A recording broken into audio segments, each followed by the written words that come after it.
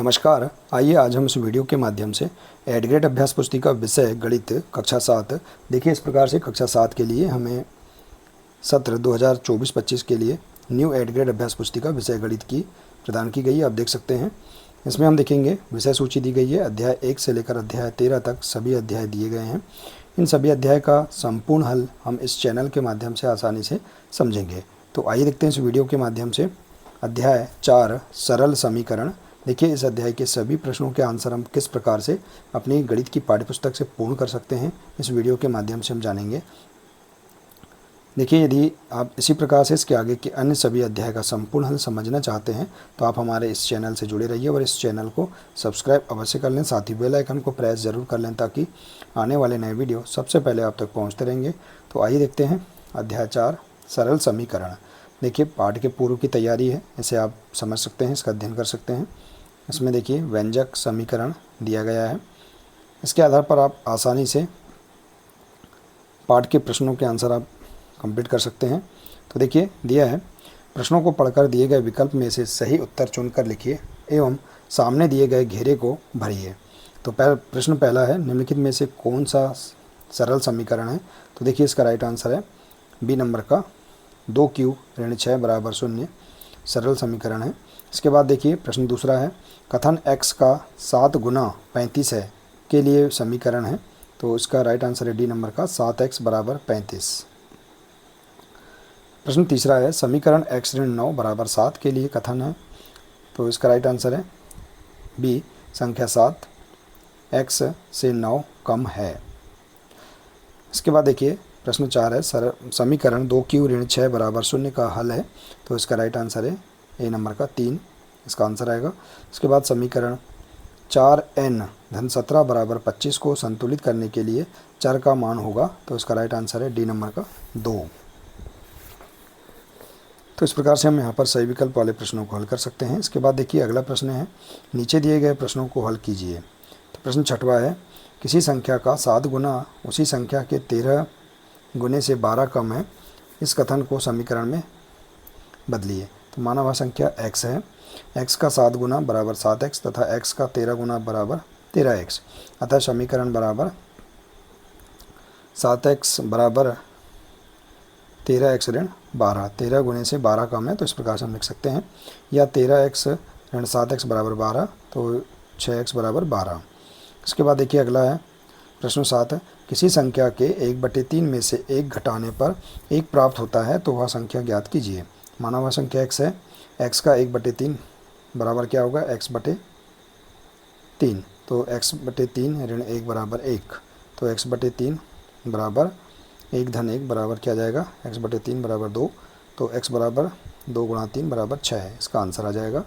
प्रश्न 8 है, वह संख्या ज्ञात कीजिए जिसके 8 गुने में 4 जोड़ने पर 60 प्राप्त हो।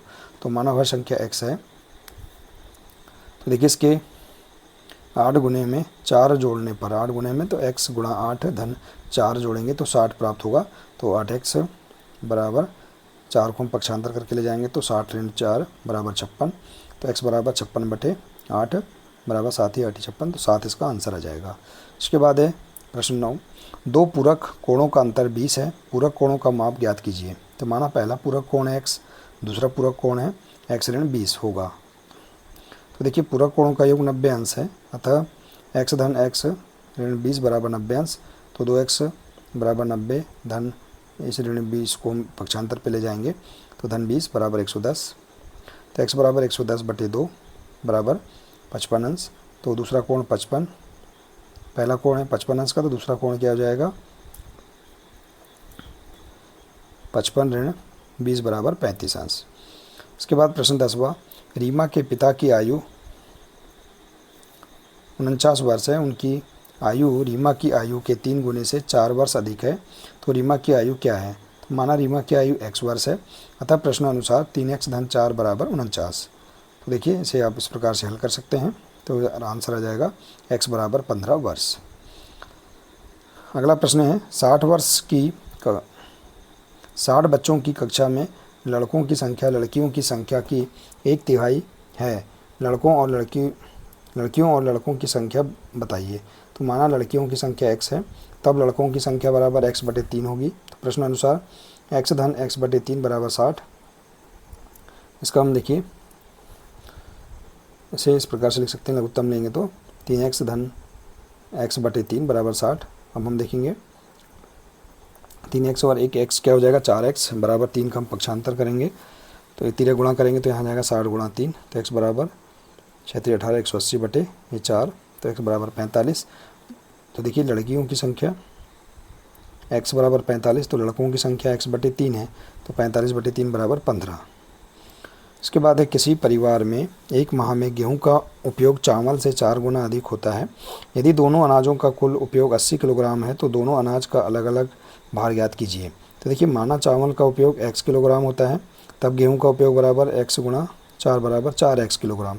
तो प्रश्न अनुसार क्या होगा, x धन 4x बराबर 80, तो 5x बराबर 80 तो x बराबर 80/5, तो आंसर जाएगा x बराबर 16 किलोग्राम। चावल का उपयोग 16 किलोग्राम और गेहूं का उपयोग बराबर 4x, तो 4x का मान रख देंगे तो 16 चौके 64 किलोग्राम।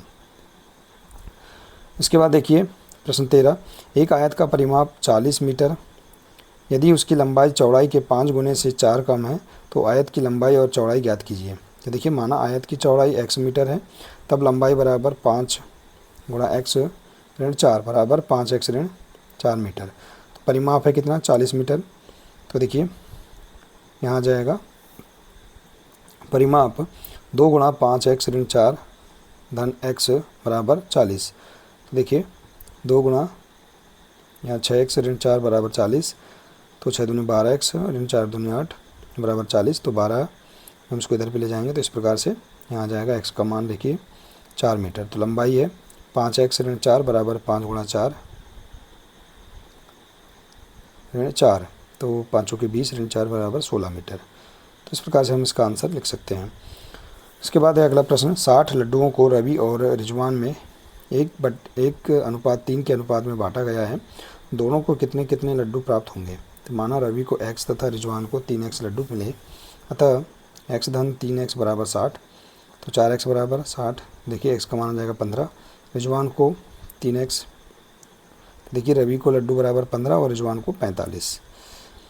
इसके बाद देखिए अपने पिताजी और माताजी की आयु के साथ अपनी आयु का संबंध स्थापित करके 2 समीकरणों का निर्माण कीजिए।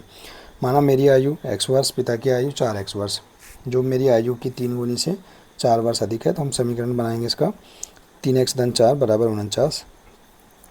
इसी प्रकार से देखिए माँ की आयु 43 वर्ष है, जो मेरी आयु की 3 गुने से 2 वर्ष कम है, तो इसे हमें इस प्रकार से समीकरण बना सकते हैं 3x ऋण 2 बराबर 43। तो इस प्रकार से हम यहाँ पर इस अध्याय के सभी प्रश्नों के आंसर इस प्रकार से पूर्ण कर सकते हैं। आशा है कि आपको इस अध्याय के सभी प्रश्नों के आंसर समझ में आ गए होंगे। देखिए यदि जानकारी अच्छी लगी हो तो प्लीज़ इसे अधिक से अधिक शेयर करें, वीडियो को लाइक करें, और इसी प्रकार से इसके आगे के अन्य सभी अध्याय का संपूर्ण हल समझने के लिए आप हमारे इस चैनल से जुड़े रहिए। मिलते हैं इसी प्रकार से इसके आगे के अगले नए वीडियो के साथ। नमस्कार।